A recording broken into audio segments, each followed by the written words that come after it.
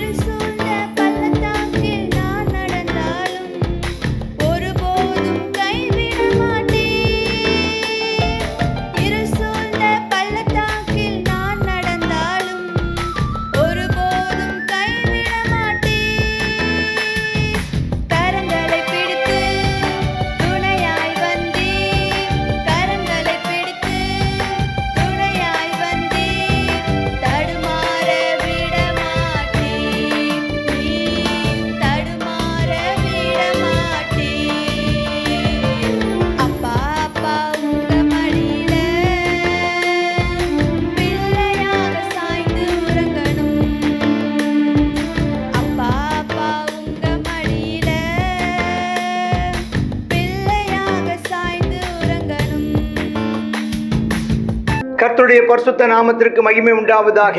2 நாளாகமம் 20வது அதிகாரம் 1வது வசனம். இதற்கு பின்பு மோவாப் புத்திரரும் அம்மோன் புத்திரரும் அவர்களுடைய அம்மோனியருக்கு அப்புறத்துள்ள மனுஷரோடும் கூட யோசபாத்து விரோதமாக யுத்தம் பண்ண வர்றாங்க. 3 விதமான குரூப் வர்றாங்க.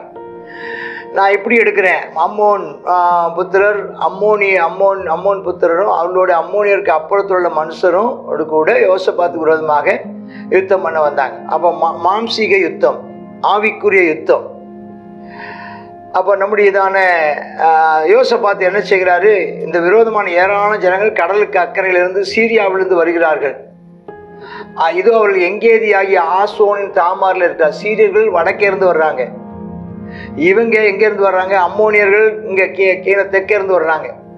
அப்பொழுது யோசபாத் பயந்து கர்த்தரை தேடுவதற்கு ஒருமுகப்பட்டு யூதா எங்கு உபவாசத்தை கூறுகிறார். ஐயோ, நமக்கு ஒரு பயங்கரமான ஒரு நெருக்கடி வந்திருக்குது, இன்னும் தப்புவதற்கு நமக்கு வேற எந்த ஒரு காரணத்தையும் சொல்ல முடியல, எந்த ஒரு விடுதலையும் சொல்ல தெரில, எப்படி பண்ண போறோன்னு தெரில, எல்லாரும் வாங்க நம்ம ஜெபம் பண்ணுவோம் அப்படின்னு கூப்பிடுறாரு எல்லாத்தையும்.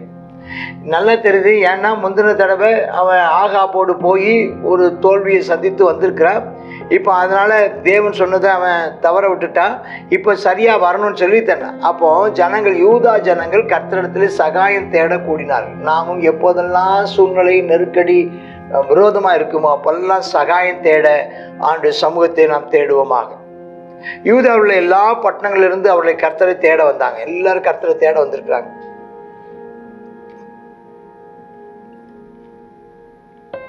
அப்பொழுது யோசபாத் கர்த்தருடைய ஆலயத்தின் புது பிரகாரத்து முகப்பிலே யூதா ஜனங்களும் எருசலேமிலும் கூடின சபையில நின்று அவன் நின்று அந்த ஆலயத்தினுடைய பிரகாரத்துல நின்று ஒரு ஜெபம் பண்றார். எங்கள் பிதாக்களின் தேவனாகிய கர்த்தாவே, பரலோகத்தில் இருக்கிற நீர் அல்லவோ தேவன், தேவரீர் ஜாதிகளுடைய ராஜ்யங்கள் எல்லாம் ஆளுகிறவர். உம்முடைய கரத்திலே வல்லமையும் பராக்கிரமம் இருக்கிறது, ஒருவரும் உம்மோட எதிர்த்து நிற்க கூடாது. இந்த வார்த்தை தாவீது சொன்ன வார்த்தை.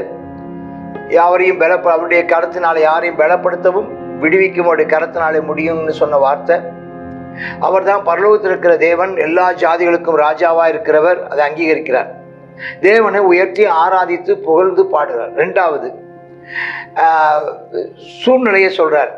எங்கள் தேவனாகிய நீர் உம்முடைய ஜனமாகிய இஸ்ரவேலுக்கு முன்பாக இந்த தேசத்தின் குடிகளை துரத்தி விட்டு இதே உம்முடைய சிநேகிதனாகிய ஆபிரகாமின் சந்ததிக்கு என்றென்றையும் கொடுக்கவில்லையா? என்ன நடந்துச்சுன்னு சொல்றார். ஆதலால் இவர்கள் இங்கே அவர்கள் குடியிருந்து உம்முடைய நாமத்துக்குன்னு பரிசுத்த ஸ்தலத்தையும் கட்டியிருக்கிறாங்க. எங்கள் மேல பட்டயமோ நியாய தண்டனையோ கொள்ளை நோயோ பஞ்சமோ தீமைகள் வந்தா நாங்க உம்முடைய நாமம் இந்த ஆலயத்தை விளங்குகிறபடியால் நாங்கள் இந்த ஆலயத்தில் உம்முடைய சன்னதியில் வந்து நின்று எங்கள் இடுக்கணில் உம்மை நோக்கி கூப்பிடும் போது தேவரீர் கூப்பிட்டு ரட்சிப்பீர் என்று அவங்க சொல்லியிருக்கிறாங்க. இப்பவும் உம்முடைய சமூகத்தில் வந்து இப்போ எங்களுக்கு ஒரு பட்டயம் வந்திருக்குது, ஒரு நியாய தண்டனை வந்திருக்குது, இப்போ ஒரு யுத்தம் வந்திருக்குது, நீர் எங்களுக்கு உதவி செய்ய வேண்டும் என்று ஜெபிக்கிறோம். இப்போதும் சீமையிலிருந்து வர்ற அம்மோன் புத்திரர் வந்திருக்கிறாங்க, மோவாபியர் வந்திருக்கிறாங்க, சேயீர் மலை தேசத்தார் வர்றாங்க. அந்த தேசத்தார் சீமையாய் போக நீ உத்தரவு கொடுக்கவில்லை, ஆகையால் அவளை விட்டு விலகி நாசப்படுத்தாதிருந்தார். யாரு? அம்மோன் மோவாபியர் லோத்தினுடைய சந்ததி, சேயீர் வந்து ஏசாவுடைய சந்ததி. அவங்களெல்லாம் அவங்க டிஸ்டர்ப் பண்ணாம தான் வந்திருக்கிறாங்க. இப்போதும் இதோ அவர்கள் எங்களுக்கு நன்மைக்கு தீமையை சரி கட்டி தேவரீர் எங்களை சுதந்திரிக்க பண்ண சுதந்திரத்தின் துரத்தி விட வர்றாங்க. ஐயா எங்கள் தேவனே, கைகளை உயர்த்தி ஜெபிக்கிறார். நீர் நியாயம் தீர்க்க மாட்டீரோ? எங்களுக்கு விரோதமா வந்த இந்த ஏராளமான கூட்டத்துக்கு முன்பாக நிற்க எங்களுக்கு பலன் இல்லை. இப்பவும் இந்த அம்மோனியர் வந்திருக்காங்க, சீரியல் வர்றதா கேள்விப்படுறோம். இப்போ எங்களுக்கு என்ன செய்யுதுன்னு தெரியல, எங்களுக்கு பலன் இல்லை, செய்ய வேண்டியது என்னதென்றும் தெரியவில்லை. எங்கள் கண்கள் உண்மையே நோக்கி கொண்டிருக்கிறது. எல்லாரும் அனைவரும் குழந்தைகள் பிள்ளைகள் எல்லோரும் நிற்கிறாங்க. அப்படியே அழுதுட்டு ஒரு தேவையான ஒரு நெருக்கடி. அப்போது சபை நடுவில் இருக்கிற மத்தனியாவின் குமாரனாய் ஏயேலின் மகனாய பெனாயாவுக்கு பிறந்த சகரியாவின் புத்திரன் யகாசியேல், அவனை கொடுத்து பாருங்க எவ்வளவு பெரிய இது, இப்போ நல்ல ஒரு தேவ பக்தி உள்ள சந்ததி சொல்லிட்டு அவன் மேல என்ன ஆசாபின் புத்திரன், அவன் லேவி புத்திரன். அவன் லேவியின் மேல கர்த்தருடைய ஆவி இறங்கி அபிஷேகத்தோடு அவன் ஆவியில நிரம்பி தீர்க்க தரிசனமா சொல்றான். சகல யூதா கோத்திரத்தாரே, எருசலேமின் குடிகளே, ராஜாவாய் யோசபாத்தே கேளுங்கள். அன்பு சகோதர, அன்பு சகோதரி, கலங்கி போய் இந்த காலவெளியில் உட்கார்ந்து இருக்கிறாயோ? வேதனையின் நெருக்கடியிலையும் பலவிதமான போராட்டத்தின் நடுவில் இருக்கிறாயோ? நான் யாருக்கு நன்மை செய்தனோ அவர்களே எனக்கு தீமை செய்ய வருகிறார்கள் என்று போராட்டத்தின் நடுவில் உட்கார்ந்து இருக்கிறாயோ? இந்த காலவெளியில் கர்த்தருடைய வார்த்தை வருகிறது, பயப்படாதீர்கள். அந்த ஏராளமான கூட்டத்துக்கு பயப்படாமலும் கலங்காமலும் இருங்கள். உனக்கு விரோதமாய் வருகிறதான மனிதர்களை குறித்தோ, உனக்கு விரோதமாய் வருவதற்கான ஒரு குழுவை குறித்தோ, ஒரு கூட்டத்தை குறித்தோ நீ பயப்படாத, நீ கலங்காத என்று கர்த்தர் உனக்கு சொல்லுகிறார். இந்த யுத்தம் உங்களுடையது அல்ல, தேவனுடையது. நாளைக்கு நீங்கள் அவளுக்கு விரோதமா போங்க. சிஸ்டன் மேட்டு வழியா வர்றாங்க, அவளை எருவேல் வனாந்தரத்துக்கு எதிரான பள்ளத்தாக்கில் கடையாந்தரத்தில் சந்திப்பீங்க. இந்த யுத்தத்தை பண்ணுகிறவர்கள் நீங்கள் அல்ல. யூதா மனுஷரே, எருசலேம் ஜனங்களே, நீங்கள் தரித்து நின்று கர்த்தர் உங்களுக்கு செய்யும் ரட்சிப்பை பாருங்கள். பயப்படாமலும் கலங்காமலும் இருங்கள். பயப்படாதீங்க பிரதர், பயப்படாதீங்க சிஸ்டர், கலங்காதீங்க. நாளைக்கு தைரியமா போங்க, எதிர்த்து போங்க. கர்த்தர் உங்களோட கூட இருக்கிறார். அவ்வளவுதான். அந்த வார்த்தையை கேட்ட உடனே ஆட்கள் பயங்கரமா கரங்களை தட்டி ஆரவாரம் பண்ணி அல்லேலூயா கர்த்தர் நல்லவர் கிருபை என்று சொல்லி தரை மட்டும் யோசபாத்துக்கும் மணங்கி கர்த்தரை பணிந்து கொள்கிறான். எல்லாரும் கர்த்தரை பணிந்து கொள்ளும், தாழ விழுந்து கர்த்தரை பணிந்து கொள்கிறான். அப்போ லேவியர் எல்லாரும் எழுந்து கர்த்தரை சத்தத்தோடு கம்பீரமாய் துதிக்க ஆரம்பிச்சாங்க. அல்லேலூயா. தேவ பிரசன்னம் அந்த இடத்தை நிரப்பிச்சு, தேவனுடைய மகிமை அந்த இடத்தை நிரப்பிச்சு. அவங்க அதிகாலமே எழுப்புறாங்க. தெக்கோவாவின் வனாந்தரத்துக்கு போக புறப்படுறாங்க. புறப்படும் போது யோசபாத் சொல்றார், யூதாவே, எருசலேமின் குடிகளை கேளுங்கள், உங்கள் தேவனாய கர்த்தரை நம்புங்கள். இன்னைக்கு அதே வார்த்தை உங்களுக்கு நான் சொல்றேன். உங்கள் தேவனாய கர்த்தரை நம்புங்கள், அப்பொழுது நீங்கள் நிலைப்படுவீர்கள். அவருடைய தீர்க்கதரிசிகளையும் தீர்க்கதரிசியின் வார்த்தைகளையும் நம்புங்கள், அப்பொழுது நீங்கள் சித்தி பெறுவீர்கள், வெற்றி பெறுவீர்கள். எல்லா ஜனத்தோடு பள்ளி பரிசுத்தமுள்ள நாமத்தை துதிக்கவும் ஆயுதம் அணிந்தவர்களுக்கு முன்பாக நடந்து போய் கர்த்தரை துதியுங்கள், அவர் கிருபை என்றும் உள்ளது என்று கர்த்தரை பாடவும் பாடகரை நிறுத்தினார். இதெல்லாம் அப்போ என்ன செய்யலான்னு யாரோட பகிர்ந்து கொண்டிருப்பான், அந்த தீர்க்கதரிசிகளோடு பண்ணி எல்லாம் பாடணும். பாடகர் தான் முன்ன போகிறாங்க. ஈட்டியும் பட்டயத்தோட கேடயத்தோட முன்னால் போகலை, கர்த்தரை துதிக்கும் துதியோடு முன்ன போகிறாங்க. நீங்கள் துதிக்கு நல்ல நீ உட்காந்து கர்த்தரை ஸ்தோத்திரம் பண்ணு, நல்ல கர்த்தரை ஸ்தோத்திரம் பண்ணு, நல்ல அந்நிய பாஷையில் ஜெபம் பண்ணுங்க சிஸ்டர். நல்லா ஆவியில் நிரம்பி ஜெபம் பண்ணுங்க பிரதர். நல்லா ஜெபம் பண்ணுங்க, நல்ல அபிஷேகத்தில் நிரம்புங்க. நல்ல விடுதலையா இருங்க, நல்லா ஸ்தோத்திரம் பண்ணுங்க.